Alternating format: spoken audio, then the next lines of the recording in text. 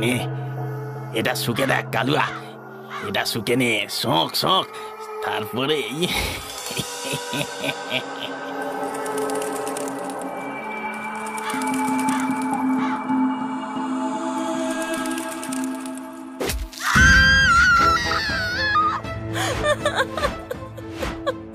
কি সুধার চোখ দিয়ে রক্ত ঝরছে। হে ভগবান, কি হয়েছে মা? তোর কি হয়েছে? হ্যাঁ রে,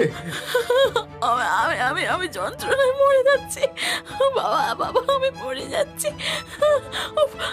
কি অসহ্য যন্ত্রণা, আমার চোখ উপরে নিয়েছে। ওই কাকটা, ওই কাকটা। ওগো তুমি কিছু করো, মেয়েটা আমার যন্ত্রণায় ছটফট করছে। না মা, না না না। পেয়াদা, লাঠিয়াল, তোদেরকে কি জন্য রাখা হয়েছে? যত সব অপদার্থের জল, ওই শয়তান কাকটাকে গিয়ে ধর। হে ভগবান, এ কি সর্বনাশ হয়ে গেল, আমার মেয়েটার চোখ নিয়ে চলে গেল। একটা কাক জানলা দিয়ে ঢুকে আমার মেয়ের চোখটা নিয়ে চলে গেল, আর পেয়াদা লাঠিয়ালরা কি করছিল? অকর্মণ্য অপদার্থের দল, যত সব কটাকে আমি বের করে দেবো, সব কটাকে। আমি আর পারছি না মা, খুব ব্যথা করছে, আমি পারছি না। তুমি এইসব না করে মেয়েটার দিকে লক্ষ্য করবে কি? দয়া করে কবিরাজ মশাইকে খবর দাও, আমার মেয়েটা যে যন্ত্রণায় শেষ হয়ে যাচ্ছে। হ্যাঁ হ্যাঁ হ্যাঁ, ঠিক বলেছো। এই কে কোথায় আছিস? এক্ষুনি আয়। কবিরাজ বৈদ্য কে আছে সকলকে নিয়ে আয়, নিয়ে আয় এক্ষুনি। সুধা মাকে আমি ঘুমের বড়ি দিয়েছি জমিদার বাবু, ও এখন ঘুমাক, ধীরে ধীরে ওর যন্ত্রণাটা কমে যাবে। কবিরাজ মশাই, আমার মেয়েটা কি আর কোনোদিন স্বাভাবিক জীবনযাপন করতে পারবে? ওর একটা চোখ যে। আগে আমার বলতে খারাপ লাগছে, কিন্তু সুধামা আর কখনো এক চোখে দেখতে পাবে না, তাকে অন্য চোখ দিয়েই বাকি জীবনটা কাটাতে হবে। আমি আবার ওই বেলা এসে দেখে যাব। হে ঈশ্বর, এ তোমার কেমন বিচার? প্রথমে আমার সুধীর, আর এখন সুধা। নায়েব, আমি কার কি ক্ষতি করেছি বলতে পারো, যার জন্য আমাকে এত কষ্ট ভোগ করতে হচ্ছে? শান্ত হন জমিদার বাবু, শান্ত হন। আপনি এত ভেঙে পড়লে গিন্নিমাকে কে সামলাবে বলুন? নায়েব, আমি একটা কথা ভেবে পাচ্ছি না, এটা কি করে সম্ভব হলো? একটা কাক জমিদার বাড়িতে ঢুকে আমার মেয়ের চোখটা খুবলে নিয়ে চলে গেল কি করে? সম্ভব জমিদার বাবু, সম্ভব। আপনি হয়তো জানেন না, আগেও বেশ কয়েকবার অন্য গ্রামে এমন খবর রটেছিল যে কাক রাতের অন্ধকারে চোখ খুবলে নিয়েছে, কিন্তু আমরা সে বিষয়ে বিশেষ কর্ণপাত করিনি। কি বলো কি? কিন্তু সেই কাকের উদ্দেশ্য কি ছিল, আর কেন সেই সর্বনাশী খেলায় মেতেছে? সেটাই তো অনুসন্ধান করতে হবে জমিদার বাবু। আপনি চিন্তা করবেন না, আমি আজ থেকে এই বিষয়ে অনুসন্ধান শুরু করছি। আপনি বরং সুধামা আর গিন্নিমার কাছে গিয়ে বসুন। এর মধ্যে যত দিন এগোতে থাকলো, সেই কাকের উপদ্রব যেন আরো বাড়তে শুরু করলো। সেদিন নায়েবের স্ত্রী মনোরমা ঘরের কাজ করছিল। হঠাৎই সে শুনতে পেল বাইরে কারোর কণ্ঠস্বর। ঘরে কেউ আছো মা? এই ভিকিরিটিকে একটু সাহায্য করো মা। হ্যাঁ বলো। এই হত দরিদ্র গরিবকে দুটো বস্ত্র দান করো মা, ভগবান তোমায় শতগুণে ফিরিয়ে দেবেন। বস্ত্র? জামা কাপড় তো কিছু নেই ভাই, আমি বরং তোমায় 2 মুঠো চাল দিই। হ্যাঁ, না না না না, চাল ডাল চাই নে মা। আমার বউ ঘরে অসুস্থ হয়ে পড়ে আছে মা, তার শেষ ইচ্ছে আমি যেন তাকে একটা শাড়ি দিই। আমার তো ক্ষমতা নেই মা, তাই ভিক্ষে করে চাইছি। দাও না মা, তোমার তো কম হবে না। শাড়ি? আচ্ছা বেশ, অসুস্থ মানুষের শেষ ইচ্ছে যখন, আমার পুরনো একটা শাড়ি দিয়েই দিই। দাঁড়াও, আমি নিয়ে আসছি।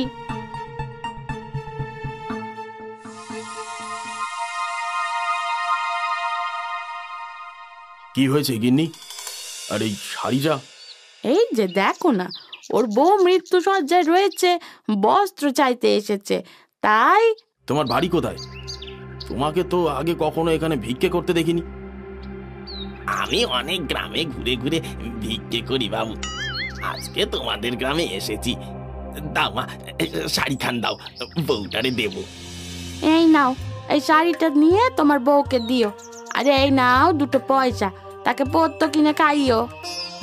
আপনার দয়ার শরীর মা, ভগবান আপনাকে শত গুণে ফিরিয়ে দিক, ফিরিয়ে দিক।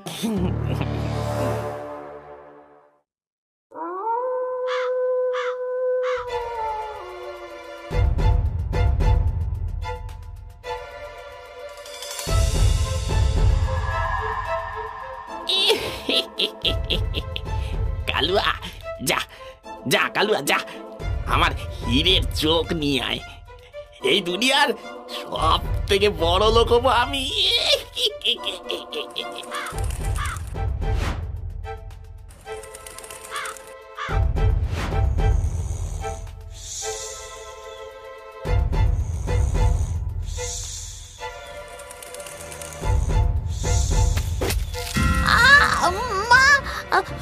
চোখ গেল গো, আমার চোখ গেল, আমার চোখ গেল। কি হয়েছে গিনি, কি হয়েছে?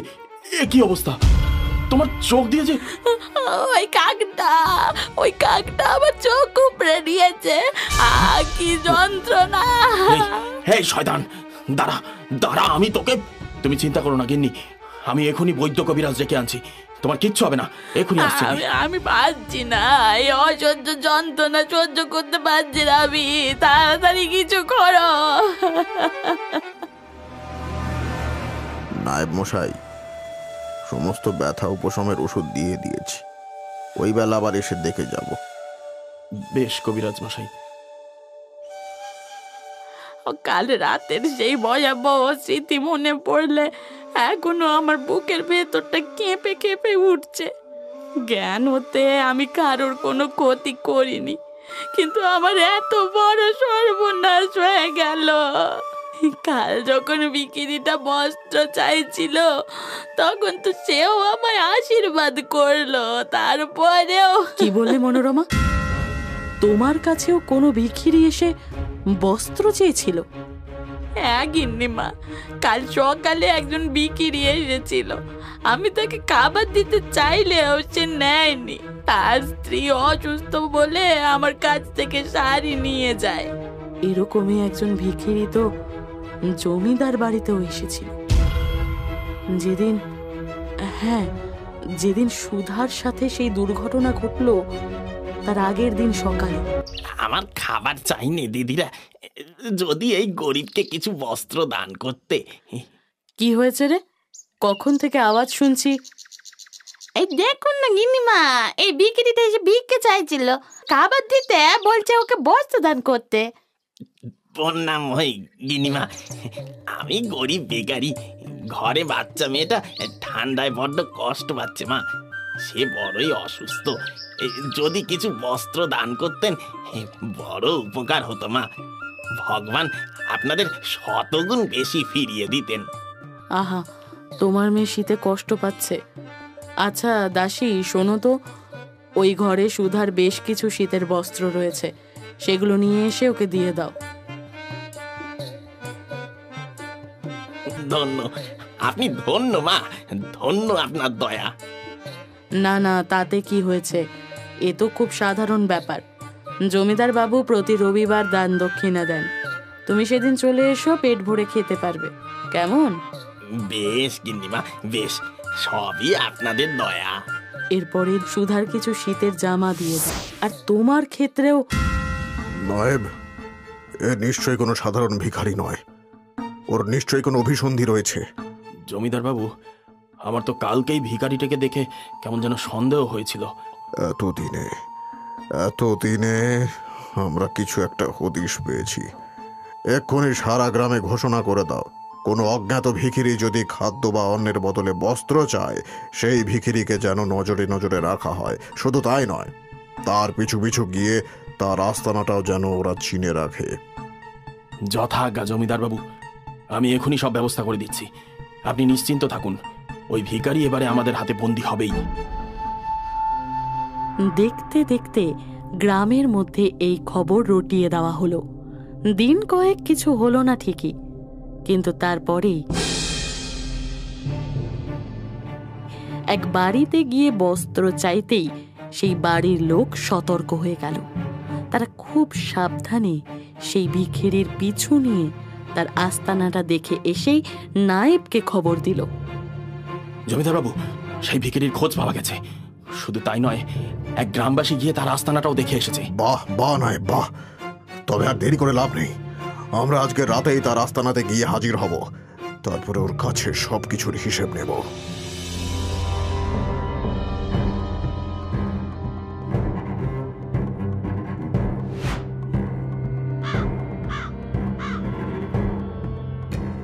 এইটাই এইটাই সেই ভিখিরি জমিদার বাবু। আর ওই যে ওর হাতে রয়েছে আমার স্ত্রীর শাড়ি। কালুয়া, এই তো। আর কোথায় যাবে জাদু? বদমাস কাক, অনেক অনিষ্ট করেছিস তুই। এই, কি এটা? কি এটা? এটা কি করলি? এই, ছাড় ছাড় ছাড় বলছি। আমার ইচ্ছে পূরণ হয়েছে জমিদার। বজ্জাত জানোয়ার, হত ছাড়া, তোর এত সাহস! কেন করেছিস এরকম? বল বল, কেন এমন করেছিস?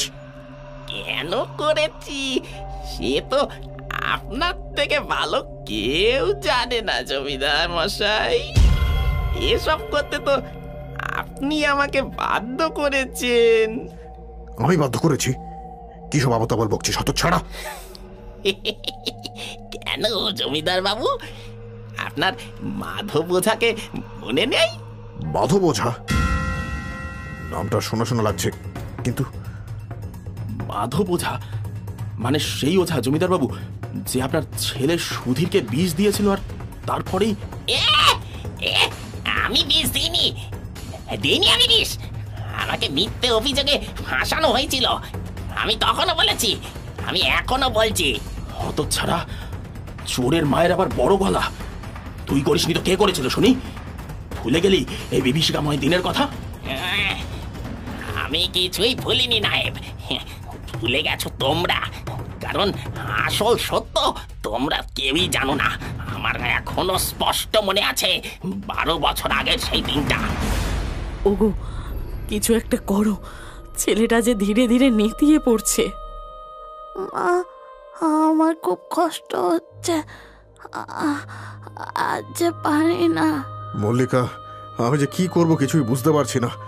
ডাক্তার, বদ্যি, কবিরাজ কিছুই তো বাদ রাখলাম না, কিন্তু ছেলেটার একটু মাত্র উন্নতি হলো না। এই রাজ্যে কি আর কেউ নেই যে আমার বাচ্চাকে সুস্থ করতে পারবে?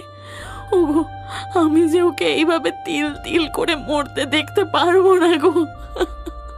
জমিদার বাবু, এই যে ওর নাম মাধব, গ্রামের লোকেরা ওর খুব সুখ্যাতি করে। সব তো করে দেখা হলো, যদি ও কিছু করতে পারে। হ্যাঁ, বেশ, চেষ্টা করে দেখো। দেখি, চোখটা খোলো একবার। জমিদার বাবু, ছোট বাবুর নারীর গতিক যে ভালো ঠেকছে না। এই সব কথা শোনার জন্য আমি তোকে ডাকিনি। যদি কিছু করতে পারিস কর, নইলে এখান থেকে যা। ক্ষমা করবেন জমিদার বাবু, আমি এক বিশেষ ঔষধির কথা জানি, কিন্তু সে এখানে পাওয়া যায় না। রাঙা নদীর তীরের জঙ্গলে পাওয়া যায়। যদি আপনি আমার সঙ্গে একজন লাঠিয়ালকে দেন, বড় উপকার হয়। আচ্ছা ঠিক আছে, নিয়ে যা, যাকে দরকার নিয়ে যা, কিন্তু আমার ছেলেটাকে ভালো করে দে। ও ভালো হয়ে গেলে তুই যা চাইবি তোকে আমি তাই এনে দেব। রাঙামাটির জঙ্গলের দিকে গেলাম। সারাদিন বনে বাদারে ঘুরে ঘুরে বেশ কিছু দুর্লভ জড়িবুটি নিয়ে আমি আর লাঠিয়াল আমার বাড়িতে ফিরলাম। তারপরে সেই জড়িবুটি দিয়ে একটা রস তৈরি করে আমি লাঠিয়ালের হাতে দিয়ে বললাম, এটা নিয়ে গিয়ে জমিদারের ছেলেকে খাইয়ে দিতে বলবে। এত রাত হয়ে গেছে, আমি আর জমিদার বাড়ি যাচ্ছি না। আমি বরং কাল সকালে যাব। ওই বোঝার চক্করে আজকে সারাদিন খুব খাটনি গেছে। হেঁটে হেঁটে পায়ের অবস্থা খারাপ হয়ে গেছে। আজকে আর জমিদার বাড়ি যেতে হবে না, থাক। আমি বরং কাল ভোরে গিয়ে জমিদার বাবুর হাতে দিয়ে দেবো। আজকে একটু খেয়ে দিয়ে ঘুমিয়ে পড়ি। এই তো তুলসী তলায় এই ঘটিটা রেখে দিই। লাঠিয়াল আমার দেওয়া সেই ঘরটা তুলসী তলায় রেখে নিশ্চিন্তে ঘুমিয়ে পড়ল। আর সেই রাতেই এলো বিষধর সাপ। সেই তুলসী তলায় রাখা ঘটের মধ্যে মুখ দিতেই সেটা বিষাক্ত হয়ে গেল। পরদিন লাঠিয়াল সেই ঘটি জমিদার গিন্নির হাতে দিতেই তিনি ছোট বাবুকে সেটা খাইয়ে দিলেন। ব্যাস, কিছুক্ষণের মধ্যেই তার মুখ দিয়ে গাঁজা উঠতে শুরু করলো। ওগো, দেখো না সুধীরের মুখ দিয়ে এমন গ্যাজলা বেরোচ্ছে কেন? আমি তো ওঝার দেওয়া রসটাই ওকে খাইয়েছিলাম। সুধীর, খোকা। এটা কি বলছো তুমি? লাঠিয়াল, লাঠিয়াল! এটা সেই ওঝার দেওয়া রসটা তো? আগে হ্যাঁ জমিদার বাবু, ওই তো আমাকে সকালে এটা দিয়ে গেল। ওগো, কে কোথায় আছো? আমার ছেলেটা তাকাচ্ছে না। খোকা, খোকা, খোকা, চোখ খোল। খোকা, খোকা, খোল। সুধীর, বাচ্চা তোর কি হলো? এই সুধীর যে নিঃশ্বাস নিচ্ছে না। হ্যাঁ, এই সুধীর, সুধীর! জমিদার বাবু, ছোট বাবু আর নেই। নেই? এই, ওই ওঝাকে ডেকে আনো, এক্ষুনি ডেকে আনো ওকে। জমিদার বাবু, আমি নির্দোষ। আমি ওই ঘটিতে জড়িবটির রস দিয়েছিলাম, বিষ নয়। আমি তোকে বিশ্বাস করেছিলাম মাধব। ছেলেটা আমার অসুস্থ ছিল, কিন্তু তুই তো তাকে একেবারে শেষ করে দিলি। জমিদার বাবু, বিশ্বাস করুন, আমি গ্রামের সকলকে ওষুধ দিই, তাদের উপকার করি। জিজ্ঞাসা করুন, আপনি ওদের জিজ্ঞাসা করুন, আমি কখনো কারোর কোনো ক্ষতি করিনি। চুপ শয়তান! ছোট বাবুকে বিষ দিয়ে মেরে আবার বড় বড় কথা। আমি তো কাল রাতে ঘটিটা দিয়েছিলাম, তুমি সেটা কখন দিয়েছো? মিথ্যে, মিথ্যে! জমিদার বাবু মিথ্যে কথা বলছে। ও আজকে সকালে আমাকে দিয়েছিল, কাল রাতে তো বিষ মেশানোর কাজটা করছিল হতচ্ছাড়া। ওগো, ওগো, তোমরা কিছু বলো, বলো। তোমরা কেউ কিছু বলছো না কেন? আর নিজের কত দোষ ঢাকবি মাধব? অনেক তো হলো। তুই যা করেছিস তার শাস্তি মৃত্যু। জমিদার বাবু, ওকে মৃত্যুদণ্ড দিন। চুপ করো নায়েব, আমার আর ভালো লাগছে না। আজকেই আমি আমার ছেলেকে হারিয়েছি, আর অন্য কারোর রক্ত দিয়ে নিজের হাত আমি রাঙাতে পারবো না। আমি মাধব ওঝাকে চিরকালের জন্য এই গ্রাম ছাড়া করলাম। না না না না না না না না না না, জমিদার বাবু না, আমি নির্দোষ, আমি নির্দোষ, আমি কিছু করিনি, আমি কিছু করিনি।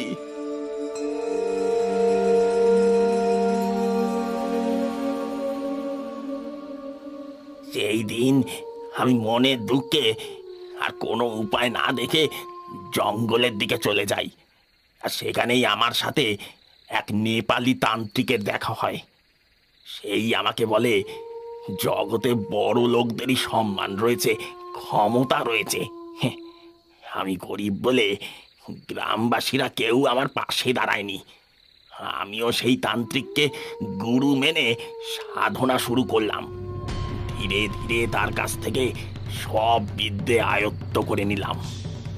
বেটা, আমার কাছে যা বিদ্যা ছিল সব তোকে শিখিয়ে দিয়েছি, এবার তুই নিজের পথ দেখ। না গুরুজি, আপনি যে বলেছিলেন আমাকে বড়লোক হওয়ার মন্ত্র দেবেন, সেটা তো এখনো দিলেন না, আর সেটা না শিখে আমি কিছুতেই যাব না। বড়া লোক হওয়ার জন্য মন্ত্র হয় না বেটা, তবে হ্যাঁ, তুই তদিন ধরে আমার অনেক সেবা করেছিস, তাই এবারে আমি তোকে একটা ভিলকি দেখাবো। গুরুজি, এটা আপনি কি করলেন? ওই কাকটা কোথায় গেল? একটু সবুর কর, দেখতে পাবি।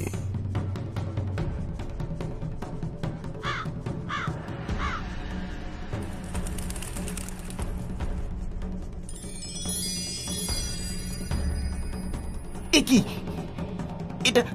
এটা এটা যে কারোর উপরে নেওয়া চোখ গুরুজি, এটা দিয়ে কি হবে? এটাই তো সেই বড় লোক বা জাদু রে বেটা।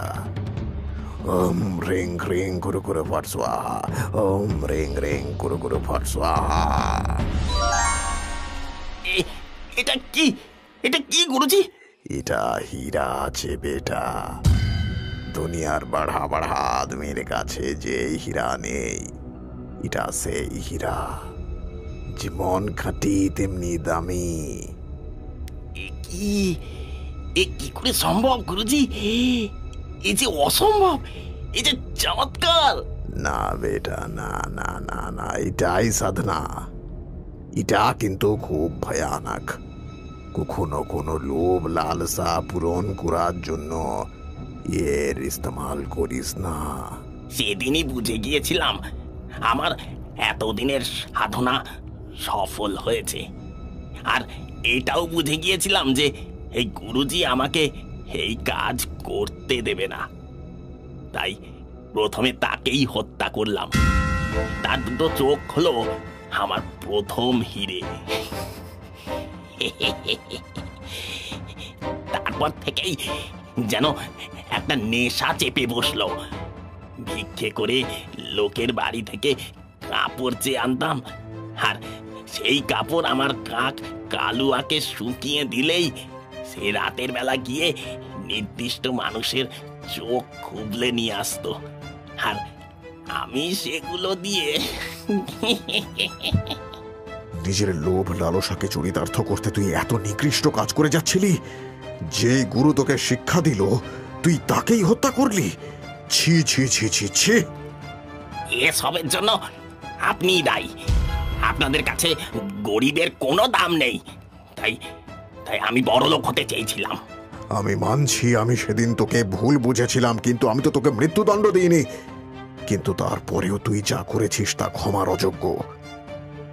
ওর জন্য কত নিরপরাধ মানুষ তার চোখ হারিয়েছে। সুধার সাথে সাথে আমার স্ত্রীও ওর শিকার হয়েছে। ওরাও তো নিরপরাধ ছিল না। জমিদার বাবু, আপনি ওকে কঠিন শাস্তি দিন। লাঠিয়াল, ওর কাকটাকে নিয়ে এসো তো।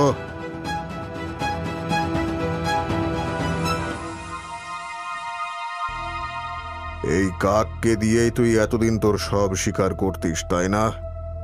এবারে দেখ কর্মফল কাকে বলে। এই, ওর জামাটা নিয়ে এসো। না না জমিদার বাবু, না না না, আমি আর কখনো করবো না, কখনো না। যা কালুয়া, যা, আজকে একটা ভালো কাজ কর। না না না না,